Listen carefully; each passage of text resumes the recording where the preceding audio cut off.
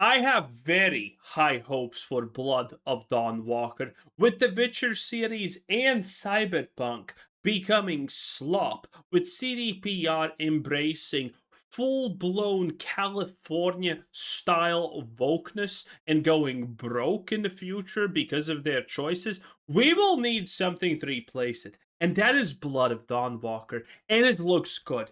We have seen gameplay, abilities, story elements. There is so much here, and there is so much potential, and it looks good.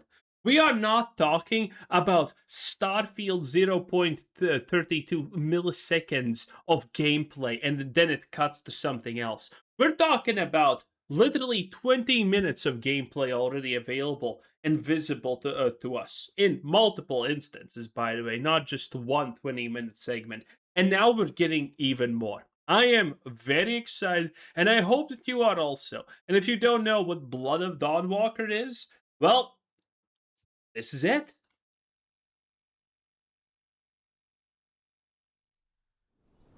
The Blood of Dawnwalker is a dark fantasy open-world action RPG set in 14th century Europe.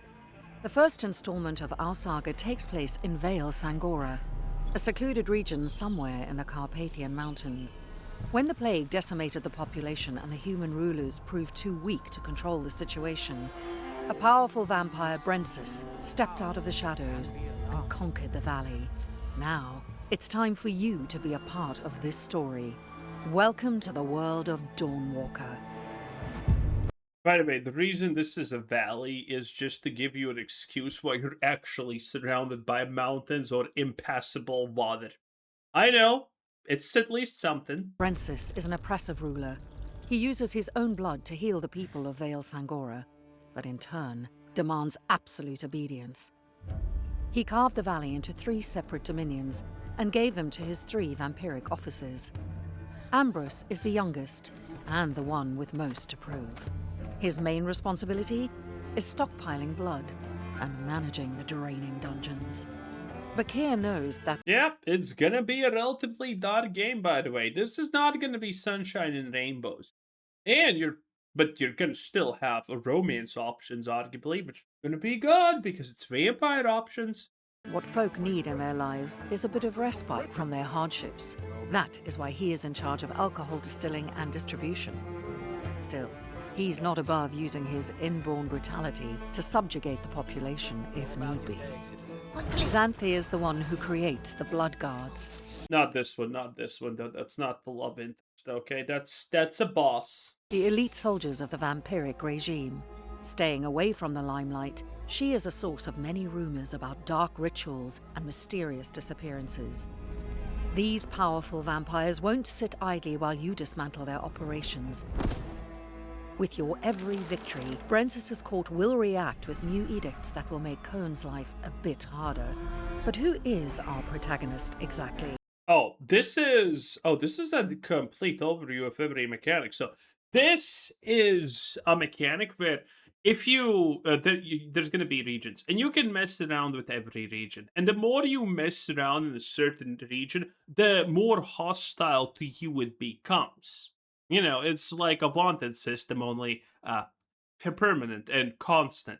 Now, you can choose to not do anything and you can be relatively free. And this goes from literally, you can walk anywhere and it's chill during the day or night.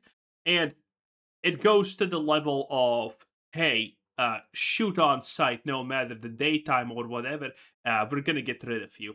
So this is gonna be pretty interesting. There's bounty systems and, there's people hunting you. So it is gonna be, it's a pretty neat system. Make Coen's life a bit harder. But who is our protagonist exactly? You play as Coen, a young man living under the vampiric regime. A series of tragic events. That's not how you use sight, but that's okay.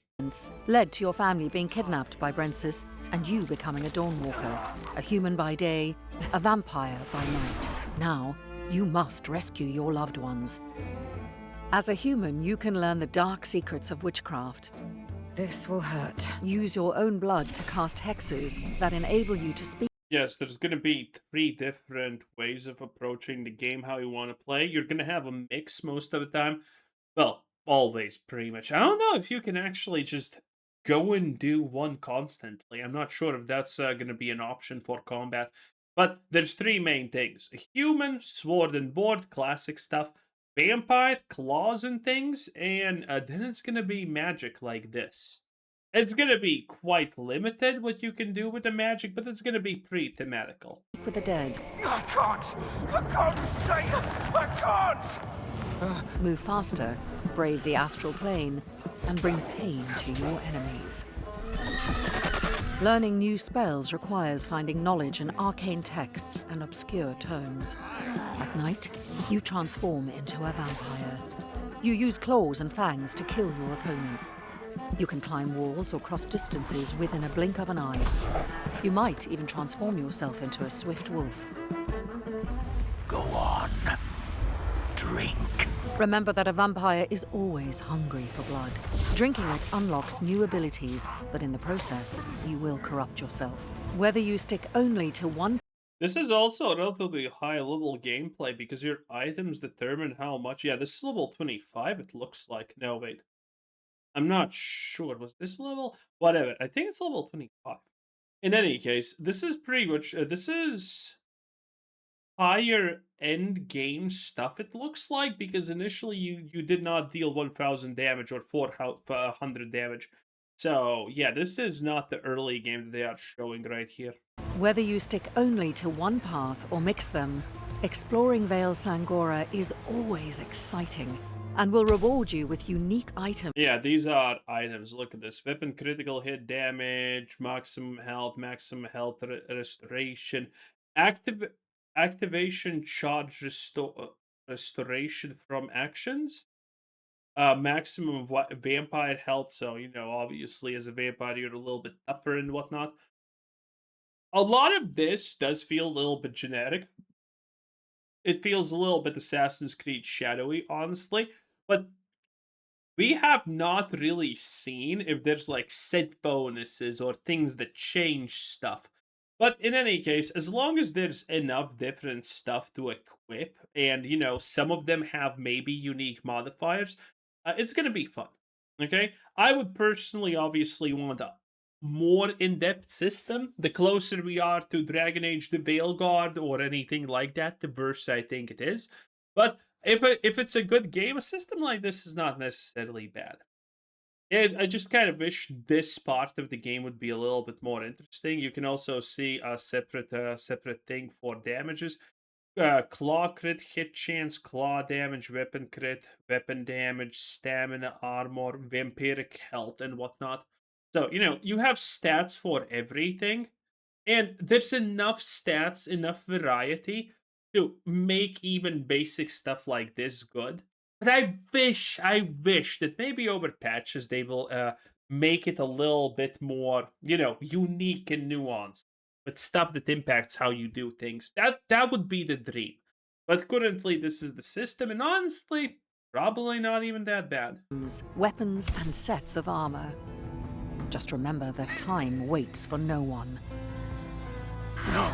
From the moment your family is kidnapped, you have 30 days and 30 nights to rescue them. The coronation. It's in 30 days.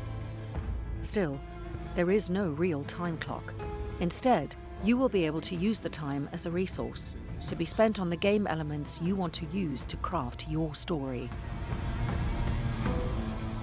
The time... Yes, progressing quests, doing activities, and even leveling up is going to take time as a resource.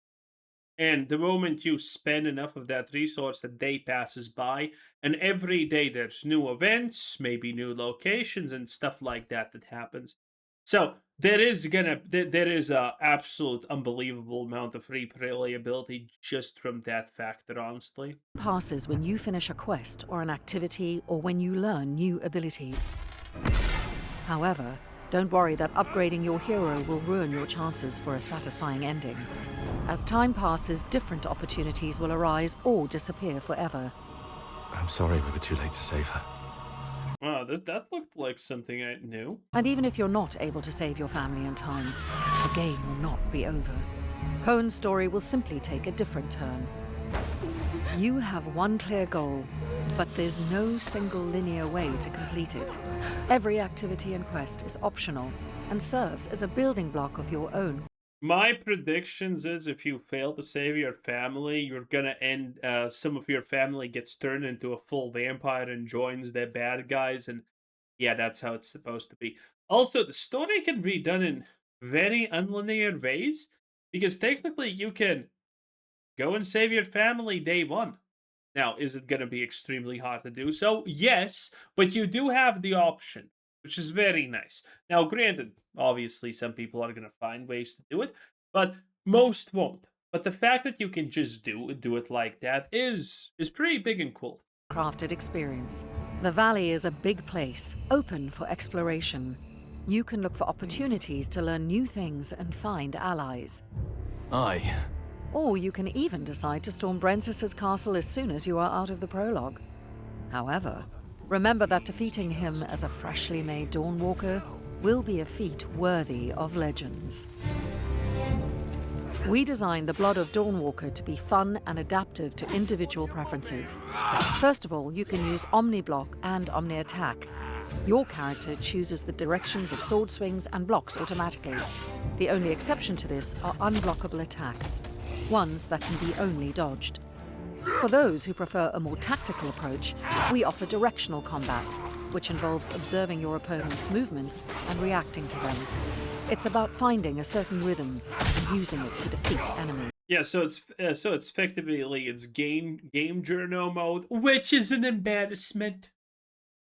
Even if you want to, I'm kidding. If you want to play it, play it. If anyone says you can't play it like that, just ignore them, okay? Now, I do believe that games are the most fun being played on the intended medium difficulty minimum. I personally like playing them on the hardest difficulty always. Even if it's a hard game, I enjoy the struggle of losing, dying, and then repeating because I have gained more knowledge how to beat the situation. But if you want to play on the easiest difficulty, no shame in that. Absolutely no shame. Whichever style you choose, active abilities are an integral part of combat. With them, you can deal more damage, heal yourself mid-combat, Yo, I don't think we have seen this before. crowd control your enemies, or simply interrupt their attacks. All this is just a taste of what the Blood of Dawnwalker has to offer. Whether you roam through lush forests... Look at this, by the way. Look at this. This looks like a real forest, not like the fucking Witcher garbage. Dude, one of the things that ticks me off about The Witcher, which are generally good games, obviously, still, but it's just like, this actually does seem like a real forest. Unlike, most games fail to make forests real, or feel real. A bustling city, treacherous swamps, caverns hiding long-forgotten mysteries, or mountain peaks. There is always something to discover. Carve your own path and shape your own story, while walking the thin line between your humanity and embracing your vampiric nature. The Blood of Dawnwalker is coming. Short and kind of sweet. Wow, they were not lying about everything you need to know, huh? Again, I am excited. We have talked about Blood of Dawnwalker multiple times. September 3rd. That is days away. Yes, I smart. Thank you. Yeah, I mean, it's gonna be great. Now, still, I'm not pre-ordering this, but I'm not pre-ordering it because I don't pre-order anything. But this is definitely something I will 100% buy and play. Maybe not day one, maybe not even day two. But yeah, this is one of the things that I personally will most likely enjoy immensely. And hopefully it's good. Hopefully it lives up to the expectations. I mean, they have been very open with how the things are looking and whatnot. And, the gameplay, everything, we have seen it. We know what to expect. So this will be good. This will be good. In any case, thanks for watching. Subscribe if you haven't already. Have a nice day. Bye-bye.